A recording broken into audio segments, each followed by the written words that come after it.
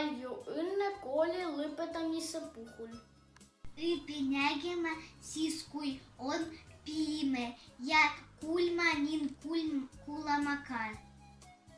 Õpi andma, kui keegi ei palu ja minema siis, kui ei pea. Õpi jätkama valitud radu ja vabanda, kui sa teed vea. Õpi naerma siis, kui on valus ja uskuma, kui ei tea. Õpi olema nii